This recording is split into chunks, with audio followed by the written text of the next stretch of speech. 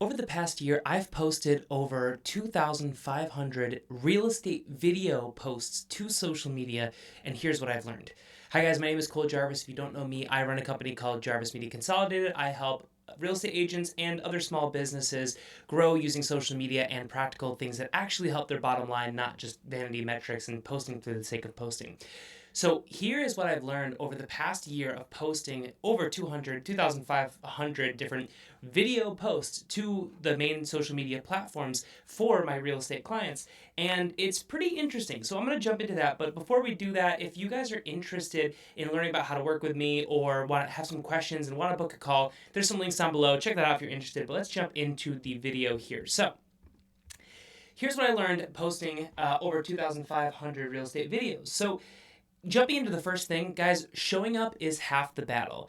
Like I said, I've posted for many different real estate agents in different parts of the country in the United States, West Coast, East Coast, all in the middle of the, between the coasts, in the mainland and everything in between. And so, guys, this is like the main stuff that I really found is that content volume is at least half of the battle.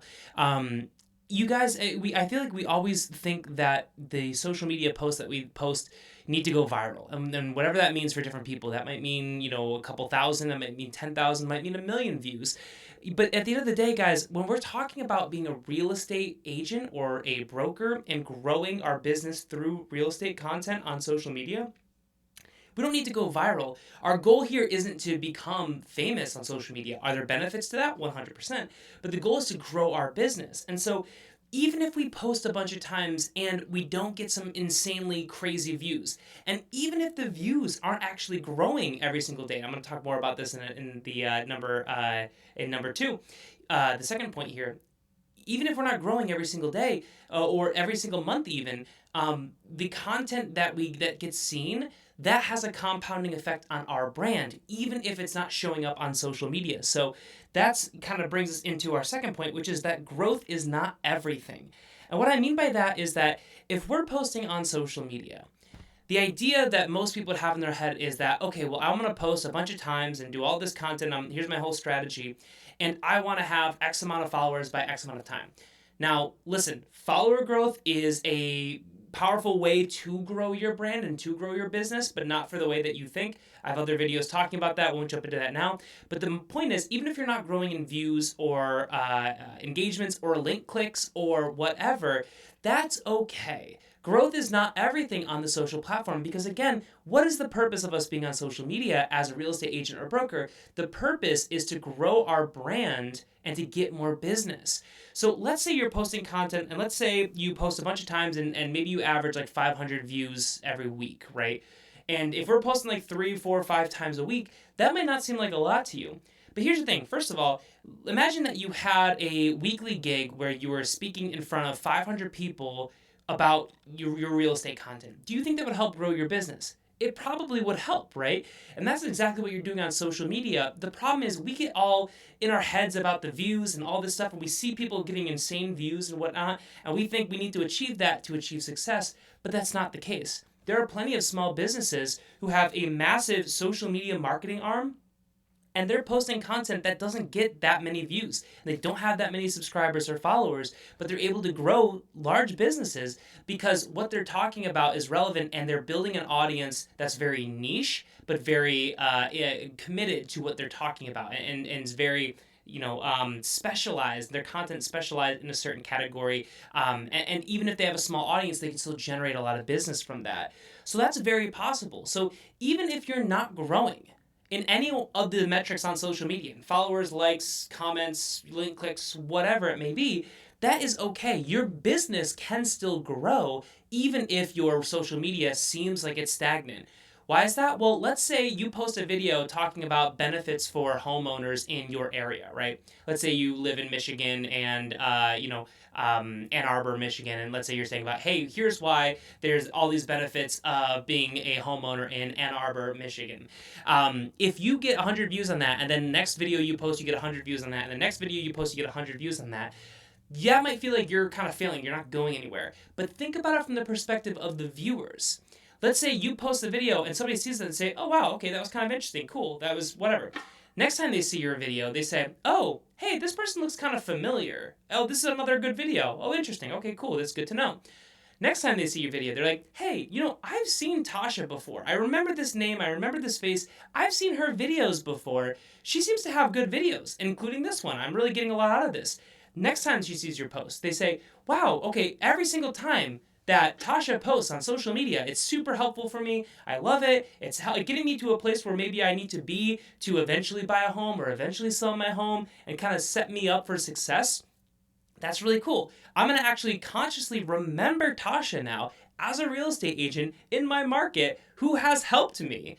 And then at that point, guys, it's like you have a built-in referral. Because when somebody refers somebody to you, there's a built-in level of trust. That's why over 80% of transactions that happen in the United States in the real estate sector are from either previous clients or from referrals. It's because there's a level of trust, and you're able to build that on social media completely independently of if you're growing in followers or subscribers or anything like that. So keep that in mind, guys. Even if you're not growing, that doesn't mean your word of mouth, that doesn't mean your brand isn't growing, even if your views are not. Next, guys, no magic platforms. So we post to all of our clients' major platforms, depending on what platforms they're on, right? So that means Facebook, Instagram, YouTube, TikTok, LinkedIn, whatever. We post to all those major platforms because at the end of the day, it doesn't matter which platform you're on. There's all this talk from social media gurus about, oh, Facebook's the best platform, or actually very few people say that, Instagram is the best platform for views, and like that's where followers matter most, or YouTube is really big because that's where, you have all these people who are making money through subscribers and AdSense and all that stuff. And then a bunch of people say, oh, TikTok is super big because it's growing really fast and all this stuff. Guys, it doesn't matter. If you look at the statistics, I have a video I posted in the past where I talk about the average amount of people in the United States who are on these different social media platforms. And the vast majority of most folks in the United States are on most of these social media platforms. Your market is there. Your demographic that you're targeting is there, no matter what platform you're talking about. And those different algorithms, none of them are better than the other. They're a little bit different. You might have a preference of which platform you like to be on more, in which case, if that helps you post more and be more active and make better content, then lean into that. The whole idea is that there's no crazy benefit to Facebook over LinkedIn, over Instagram, over YouTube, over TikTok. It doesn't matter what platform you're on. All that matters is that you're connecting with the right people with the right messaging that can actually help your business grow. So if your content is proper and your targeting is proper, and which is kind of built into the content, I'll talk about that in a second, then you're going to have success there. Whereas if you're just trying to follow the latest trends and TikTok dances or, different things that like YouTubers are doing, if that's not appropriate for the business, I don't even mean like dressing inappropriately, dancing inappropriately. I mean like if that's not relevant to your audience or to the folks who would want to work with you or the topics that you are an expert in, it's just not going to help your business. You might grow faster, but it's just not going to help your business grow. Because at the end of the day, the idea of social media is to be top of funnel, get people interested in your brand, get people to know you better so that they can work with you on a trust level and eventually hire you to be, their real estate agent. So if you're not able to do that because you're not making content relevant to them, it doesn't really matter. So ultimately, no magic platforms. All the platforms are valid. All the major platforms you can target your demographic with. So do with that what you will. Guys, next, content is all that matters. I kind of alluded to this already, but what I've seen from our different content that we post for real estate agents, we come up with content topics for our agents to then record, whether we're recording it with them or they're recording it themselves, or we send our video partner out to record them with like a really professional setup. No matter what, content is all that matters. So let me phrase this again. People who send us video, our clients who sometimes send us video content from like their phone, or like a webcam, or people that we jump on a call with and we record it with them virtually, or people who have our video partner flying out to them with an actual credible video company flying out to them, setting up the lighting, setting up the sound, setting up their style, switching their wardrobe, making sure the room's appropriate, everything's color coded, or like color, work. I'm not a video guy. The colors are all figured out. All of that stuff, all that crazy studio setup stuff that makes the content look super, super sharp. that doesn't make a difference on the actual results that we get. So what does make a difference is what the person is talking about. And that's why it's really important, again, to show up. Because if you don't show up, you don't know what you're going to talk about.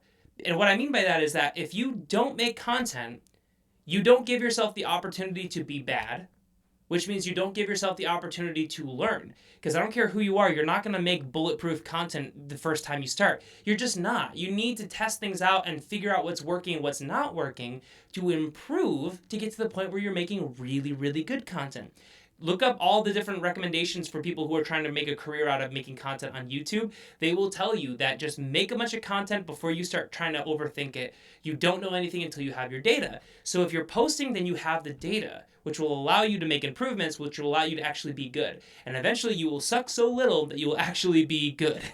And so you can only do that by making good content by having data. So if you're recording with an iPhone, or you're recording with a fancy studio, or anything in between, the content is what matters. So make content that you think will be beneficial for your audience, content that's relevant to how you will help them as a real estate agent. Bring that to them, see how well it performs. If people tell you they want to hear more about it, or they tell you they want to hear about different things, listen to them and look at the stats. You have to be able to look at your insights and say, hey, I get a lot of reach on these videos and not a lot of reach on these videos. Like, maybe I should focus on this.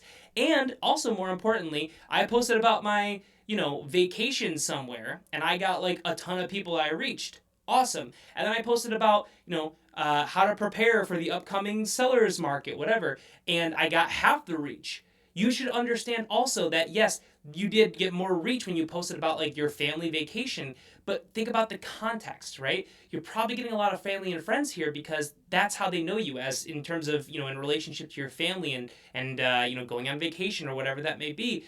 But the people who are watching your content that's about real estate, guess what? They probably, sorry, I had an alarm going on. They probably like your real estate content. So even though you're reaching half the people with your real estate content, those are the people who's actually going to make a difference for your business. So you have to understand that reach is important relative to context. And that's how you can understand what content is actually making a difference. And it's all just important data tracking that we have to do in order to know what's working. And then lastly, guys, sometimes it doesn't make sense. This is going to be kind of weird because everyone who posts about social media content posts about how it's the most amazing thing in the world. But I like to be really pragmatic and talk about how if you're just starting out, real estate or social media might not give you your highest ROI. It just might not. And I think it's insane for anybody to say that one marketing tool is the only way that everybody can succeed. Now, in my experience, I have found that social media is the best bang for your buck. It is the marketing form that gives you the most data, which means that you can make the most improvements the fastest. And I think it has the best return on either time or the return on ad spend if we're talking about ads, or even return on spend if you're just talking about hiring a social media person if they're a good social media person.